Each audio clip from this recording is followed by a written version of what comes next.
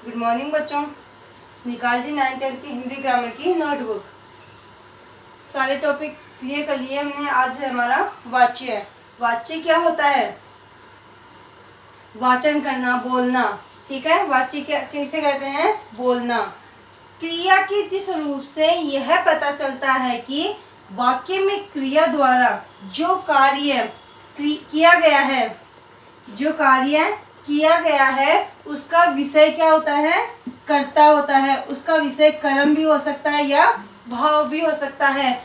क्रिया के जिस रूप से जो भी कार्य हम कर रहे हैं, जिस रूप से यह पता चलता है कि जो कार्य हम कर रहे हैं उसे हमें यह पता चले कि वाक्य में कार्य जो हम कर रहे हैं वो किसके द्वारा हो रहा है? कर्ता के द्वारा हो रहा है, कर्म के द्वारा हो रहा है या भाव के द्वारा हो रहा है।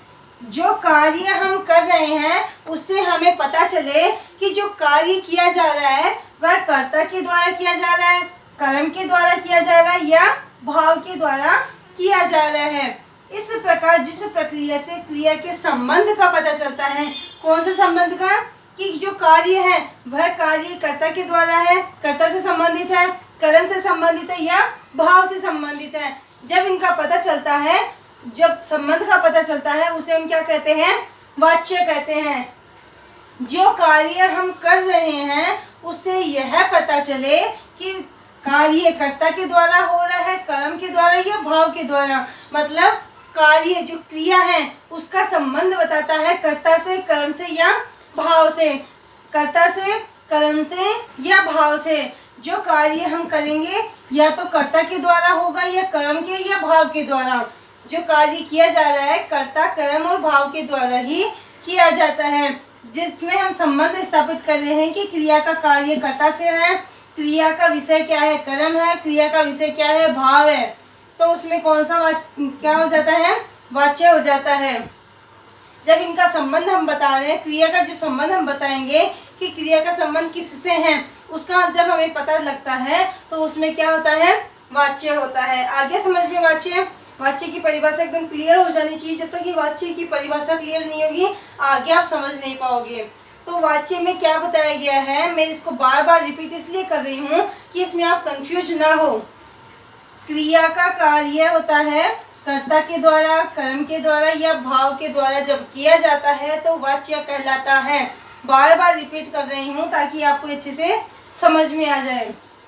ठीक है, तो इन्हीं के आधार पर वाच्य को 3 भागों में बांटा गया है। वाच्य के 3 भेद बताए गए हैं, कर्ता के, कर्म के और भाव के। इन्हीं के आधार पर 3 भेद बताए गए हैं।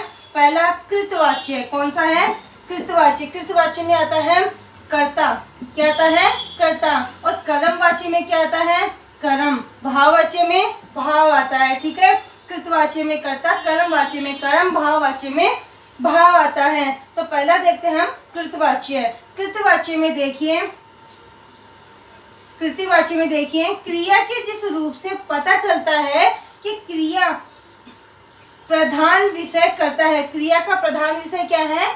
करता है। मतलब क्रिया का संबंध किससे बताया जा रहा है? कृतवाच्य में कर्ता से बताया जा रहा है। कृतवाच्य में क्रिया का संबंध कर्ता से बताया जाता है। अर्थात क्रिया का प्रयोग कर्ता के अनुसार होता है। क्रिया का प्रयोग किसके अनुसार हो रहा है? कर्ता के अनुसार हो रहा है। ठीक है, जैसे मैं पुस्तक पढ़ता हूँ, कर्ता कौन है इसमें? मैं। तो इसके द्वारा क्या हो रही है? पुस्तक पढ़ी जा रही है। तो कर्ता आ गया इसमें, तो कर्ता के द्वारा क्या हो रहा है? पुस्तक पढ़ी जा रही है। ठीक है, क्लियर हो गया। नेक्स्ट देखिए कर्मवाच्य। कर्मवाच्य में क्रिया के जिस रूप से यह पता चले कि क्रिया का प्रयोग कर्म के अनुसार हुआ है, क्रिया का प्रयोग कर्म के अनुसार हो रहा है, उसे कर्मवाच्य कहते हैं। जैसे देखिए, मेरे द्वारा पुस्तक पढ़ी जाती है। कर्म कर रहा है, उसका कर्म क्या है? पुस्तक पढ़ने का कर्म। क्या कर्म कर रहा है वो? पुस्तक पढ़ने का कर्म किया जा रहा है। तो कर्म के आधार पर बताया गया है कि मेरे द्वारा पुस्तक पढ़ी जा रही है।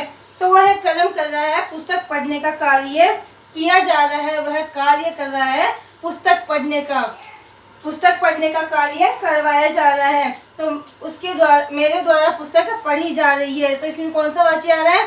कर्मवाच्य है। नेक्स्ट देखिए भाववाच्य। भाववाच्य में है क्रिया के जिस रूप से यह ज्ञात हो कि क्रिया के कार्य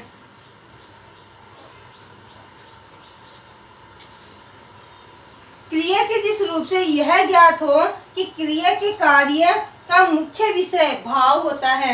मतलब इसमें तो कर्ता आ रहा है, इसमें कर्म आ रहा है, इसमें भाव। तो क्रिया का कार्य किसके अनुसार हो रहा है? भाव के अनुसार हो रहा है। अर्थात क्रिया के अर्थ या भाव की प्रधानता रहती है। क्रिया के अर्थ या भाव की, जो क्रिया का अर्थ है उसकी प्रधानता रहती है। जैसे राम से भागा नहीं जाएगा, तो इसमें इसका भाव प्रतीत हो रहा है कि उससे भागा नहीं जा रहा है। तो क्रिया क्या है? भागने की क्रिया है। और क्या हो रहा है? इसमें भाव प्रतीत हो रहा है।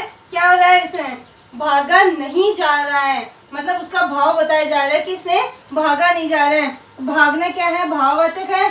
तो इसमें क्या हो जाएगा? राम से भागा नहीं जा रहा है, तो कौन सा आगे इसमें? भाववाच्य हो जाएगा।